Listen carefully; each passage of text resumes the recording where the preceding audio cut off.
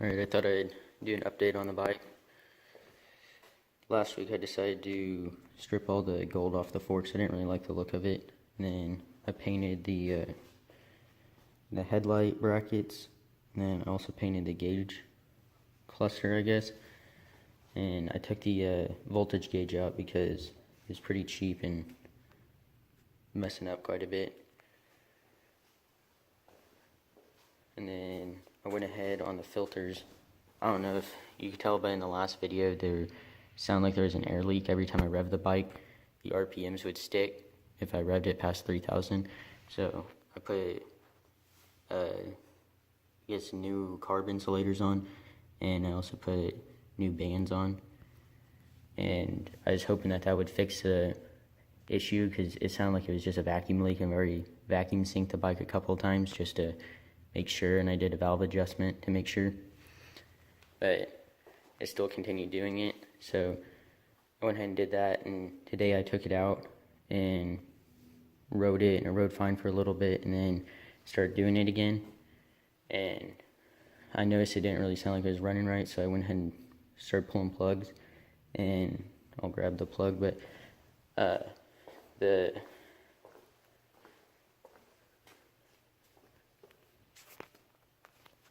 it is.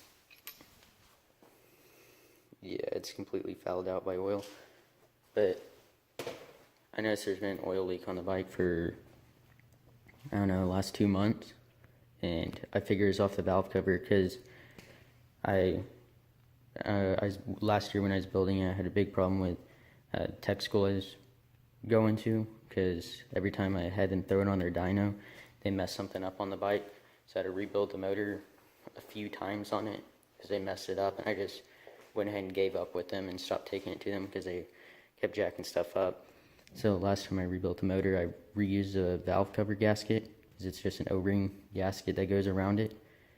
And I saw the leaks, I just figured it was that, which it's easy to replace. You just take the tank off and you can pull the valve cover off and replace it. But I was looking today after I found that out, and there's oil all across the fins, and I was looking underneath the exhaust, tried to get a light.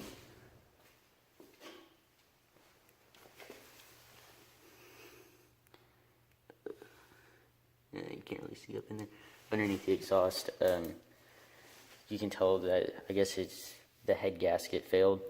So I used a like $20 head gasket. It's just a cheap head gasket, and now it finally failed, which sucks. It shouldn't have failed. And I retorqued the head studs and everything after the first like 50 miles like you're supposed to, and then I went ahead and retorqued them again after 100 miles, and then I was going to retorque them again after 1,000. You just make sure that the torque didn't change on them, and they were fine each time. But I guess it just ended up failing for some reason. Now the number one cylinder is just dumping oil in there and fouling it out. And I'm guessing just that's causing the idle to stick. I don't really know how that works, if it's creating a vacuum leak in it, or if it's just burning oil once it gets over 3,000.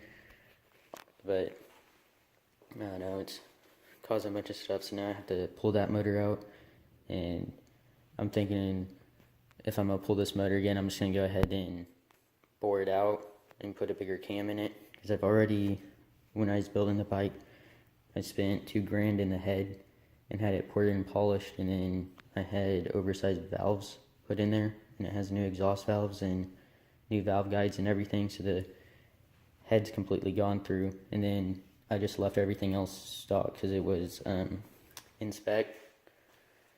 So I just figured now, if I'm going to take it apart again, it's just worth it spending money and upgrading the pistons and the cam, because now I can actually use the head for how much I put into it. I can get my money's worth out of it. And I have parts over here.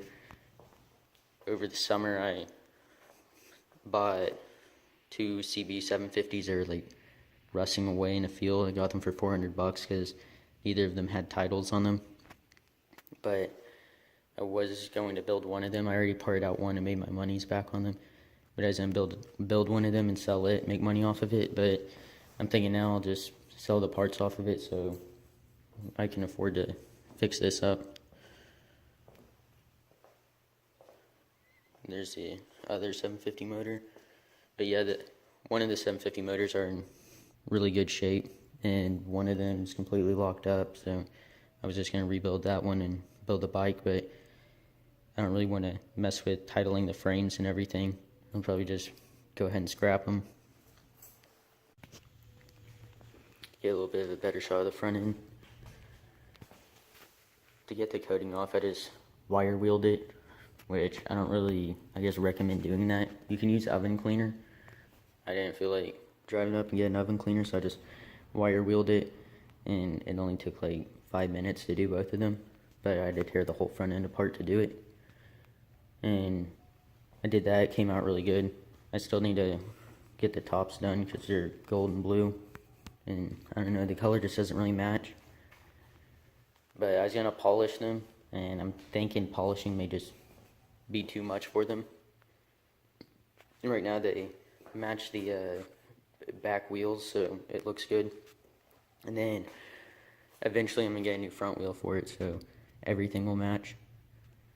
But I also polished the triple clamp, and then I went ahead, and it took me forever, but last year I polished these calipers, and I went ahead and went back and repolished them again, so like you can still see my reflection in it. But I don't know, it kind of got hazy because you pretty much, if you polish something, you have to repolish it about every 6 months. And I'll show you the engine cover. Went ahead and repolished the engine cover on it, and that came out really good. And then the carb bodies, I also have the tops and the bottom of the carbs polished, which it takes a long time to polish the parts, but I'm thinking before I sell these, I may polish them. I may do a video over that. It's not too hard to polish stuff, it just takes a really long time. And I could also polish the valve cover to that. On the topic of talking about, I guess, what videos I'm gonna do, I'll probably, I don't know, this weekend, I guess, put out a video on polishing up the forks, because I guess that may be interesting. But also, eventually I'm gonna put out a video, I guess, talking about, I guess, my process with the bike, because it's gone through a bunch of different phases. Eventually, like when I first bought it, I thought it was just gonna be really cheap, and I was only gonna spend like $1,000 on it, because I was 15 years old when I bought it. And I don't know, it's changed a lot, and here it is now. I have quite a bit of money in it. I won't say how much, but it's quite a bit. But yeah, I'll make a video over that, and hopefully once it's all finished and buttoned up, I'll have some good videos of riding it. The last video wasn't that good because I'm just using my phone to film right now, but hopefully I can get a GoPro in the near future and do that. But right now I'm gonna save up and rebuild the top end on it, and I'll put out a video on that. And then I also have to work on my truck a little bit, so that's gonna take some money. But yeah, when I painted those, I don't know, it makes it a lot better. And this, I want to get some gauges. They make some small gauges that fit in here that show head temperature and your tach. So I think that will be nice. And then they also have small gauges that show your mile per hour, and they can show your head temperature off that too, but it's only for water-cooled bikes, and this is air-cooled, so I'll have to use the tach gauge for the head temperature. And then, I don't know, that you can have all kinds of stuff, like blinker indicator and stuff like that on there, which I guess would be nice, because I just have cheap blinkers, and I know sometimes it's hard to tell. But yeah, I like the look of this cluster, so I want to keep it, but I think it'd be nice if I got some gauges in there that kind of showed everything. I know it took me a while because I see most people, they have one big gauge on here that's like aimed up and it has everything. I just try to make everything tucked up on this. I also see people, they'll have their headlights hanging out real far, and I just don't like that. I like everything tucked up, and it kind of hides the wires when you tuck it up too. Yeah, then also, once I do that, I can get rid of this tack. This is just temporary. I don't have a tack on it besides that, so I just kind of threw that on there.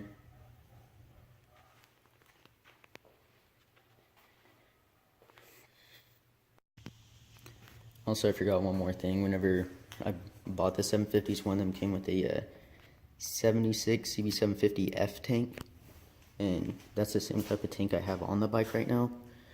But the tank on the bike has a little bit of rust inside of it. I bought it on eBay, and they had to ship it from the United Kingdom, and I guess just shipping it, it had surface rust in it because they pretty much flash. If the coating in the inside has given up, and they're so old, most of them have, they'll pretty much flash rust as soon as you take gas out of them and have them dry out. But this tank, I looked, and the coating in the inside is perfect, and it has absolutely no rust inside of it. So I've always wanted to, on one of these tanks, cut a strip down here and put a clear tube in it so you can see the fuel level. When I was in tech school, I was in there for auto repair and just basically did body work. And I did that to a Harley tank, and I also indented the sides on it.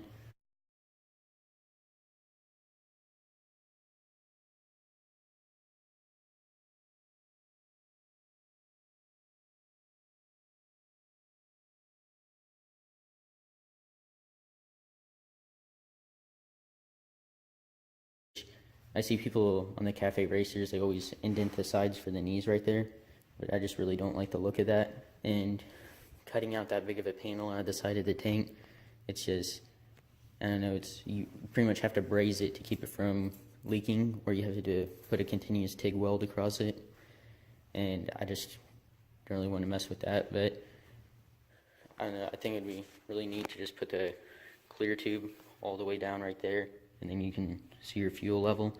So I may end up doing that on that tank, but there's a dent in it, so I'll have to fix the dent, which shouldn't be hard. It's just kind of weird spot. It's just a crease, so I can't really pull it, but I may be able to get a bar in there and push it up. And then on the front end, I left the rotors gold. I'm probably going to take them off and paint them black, but I bought this front wheel. It's a Hayabusa front wheel, and the front end's off the 2004 Gixxer 750. And in order to do a laced front wheel, I wanted to be sure that I could run a Gixxer front wheel on it, because it's cheaper if I can get a Gixxer laced wheel than it is if I do a complete conversion wheel to use the Gixxer rotors on the Hayabusa rotors on a Gixxer 750 hub, because you have to use Hayabusa rotors in order for the calipers to clear the spokes. And you can see right here I put spacers on so that the calipers can, I guess, reach out to the Hayabusa rotors, because originally the Gixxer 750's calipers sit closer and then their rotors are smaller. So the Hayabusa has a larger rotor, so when you put it on, you have to space out the caliper further out. And then also you have to modify the Hayabusa axle to match the Gixxer 750 forks, which is really easy. As long as you have a set of micrometers, you can pretty much do it with probably even just a file. But I would recommend doing it in a lathe. But yeah, that was pretty easy. But anyways, yeah, I'll paint those black. But when I bought that wheel, the person put red Loctite in the bolts to hold the rotors on. I just really haven't wanted to mess with trying to break the bolts loose. And then also, I'm hoping over the summer I can paint the cowl red so it matches the tank. But if I'm going to be using that tank, then I'll paint both of them at the same time so the paint matches. And I just left it black for now because I didn't know if that's what I was going to stick with, but I like the look of it, so I'll probably just stick with it.